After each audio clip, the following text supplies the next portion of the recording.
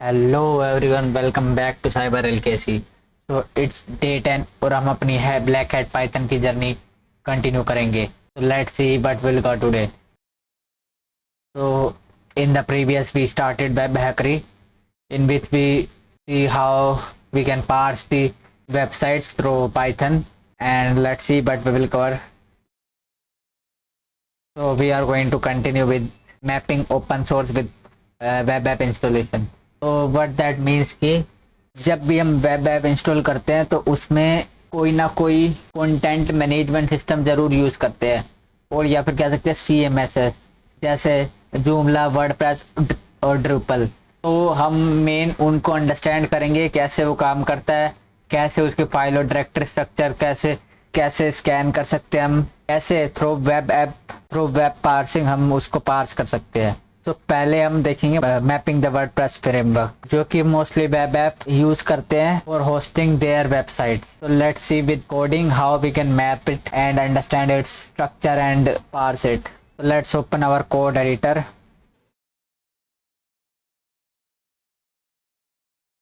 Let's create a new file called mapper.py. So let's import the libraries which we will use. Now पहले हम अपना एक filter variable define करेंगे, जो कि डिफाइन करेगा कि कौन कौन सी फाइल्स हम मैप करेंगे। And then we need to define our target, जो कि एक वर्डप्रेस यूज कर रहा है, मतलब वर्डप्रेस फ्रेमवर्क यूज कर रहा है। Let's define threads. Now we will add threads queues for task management through this queue library. तो ये आंसर जो है ये स्टोर करेगा रिजल्ट और findings from the scanning process. अगर हमें कोई वल्नरेबल फाइल और डायरेक्टरी मिलती है और particular information, then we define the web path, जो कि एक मैनेज करेगा paths of files and directories जो कि scanner needs to check. Queue class use करी हमने ताकि हम थ्रेड से कोड डिफाइन कर सके, जिसका मतलब multiple threads can safely add और remove items from the queue. Now we will define a function जो कि गैदर पाथ करेगा। तो we created a gather path जो कि करंट डायरेक्टरी और इसकी सब डायरेक्टरी को एनुमरेट करेगा। उसके बाद it collects file. Let's understand line by line. ये os डॉट वो रिकर्सिवली ट्रैवर्स करेगा हर एक डायरेक्टरी और एक टप्पल बना देगा जिसमें रूट डायरेक्टरी फाइल्स हर एक डायरेक्टरी के लिए। उसके बाद हमने os डॉट पाथ और स्प्लिट टेक्स्ट फंक्शन यूज किया, जो कि एक्सट्रैक्ट करेगा file extension of the file name.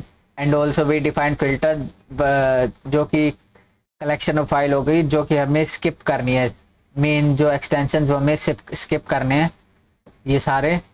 उसके बाद path dot starts with adjust करेगा path starting with dot to avoid relative path issues. And this put method places the filtered file path into the thread safe queue for processing into this. So after gathering this paths, we need to change the directory on enter, as this describes. On enter, change directory to specified path. On exit, change directory back to original. So first understand this change directory context manager. So what it does is it switches temporarily to a different directory and ensures that after your block of code runs, the program returns to its original directory even if an error occurs. So then we created a change directory. So first we created a variable which stores the current working directory, and then it will then change the directory to this path. So why yield is used? It denotes that temporarily suspends execution and give control back to the with block that is using the context manager. And finally will ensures that working directory reset and even if an exception takes place. Now we need to define our main function. Let's do that. So in the main function, first we change to the this downloads then WordPress directory and then gathers all URLs, paths, and it will simply use to pause the script after running, especially when you running in the terminal and want to see printed output before the window close. So let's run this. Before that, here is the indentation error, and now let's run this. So firstly, start our virtual environment. Let's run it.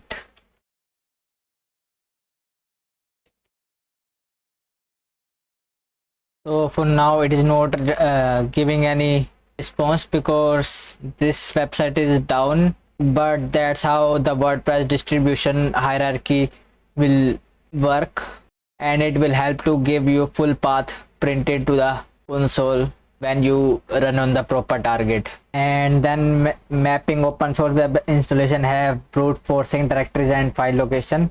So let's see for that. Let's create a new file called Bruter.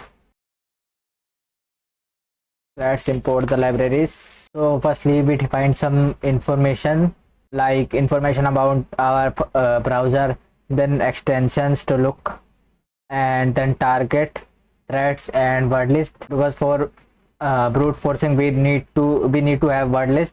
So I've used rocq.txt, which can be found publicly from GitHub. Firstly, we have created a get words function which is designed to load a word list, which will process each word into different URL. For example, /admin /login /signup and all. And then we created a thread safe queue for a web directory brute force scanner. Then we created a nested function which will takes a word like admin and enqueues various forms. For example, we have /admin, and it will add directories automatically like /admin.php, admin.html, and other common file types. Then we reads the entire word list into a single string. If no resume is given from here, then it will scanning starts from the beginning. If a resume word is given, the script will skip word until it finds a match. Then we have a main loop over words, which will first rows words dot splits the string into individual word by white spaces, and each word is stripped of white spaces and skipped if it is empty. If the resume word is found, it will start extending words. If no resume, extend all words normally. Now let's write the main brute forcer function. So here is the function. So firstly, bruter is a directory and file bruter forcer for web servers. It will discover some content. For example, we have a site and we need to discover the content for increasing our target surface. So firstly we defined a header, and then we execute a loop over queue. While the queue is not empty, it will get the next word, and also combined with target to make a full URL. Then it will firstly send HTTP GET request, and also handle some error if the server is unreachable or any other error occurs. It will just write X, and if any other error occur, it will console the exclamation mark. Then we have a status code. It will show full success and just a dot if a 404 response takes place, and if any other status code, it will just print the URL with the status code. And finally we called the main function. It will first get words from the word list. If we need to get back exit from the process, it will just we need to press the enter, and it will read every line and create a parallel process for faster process. So here is a change. I haven't used the past arguments which are required. Now let's run this. Let's test our code.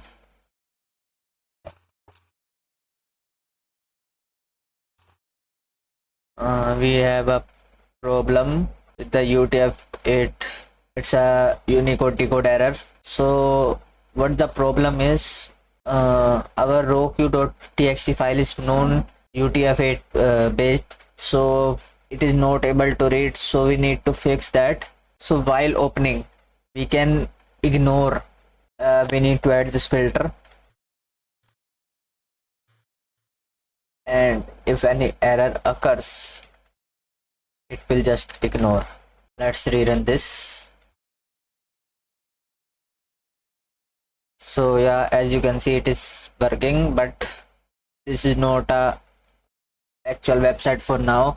I have not deployed that application, but yeah, that's how it works. So that's it for this, and in the next we will cover next chapter. So if you like the video, please like and subscribe the channel. Thank you.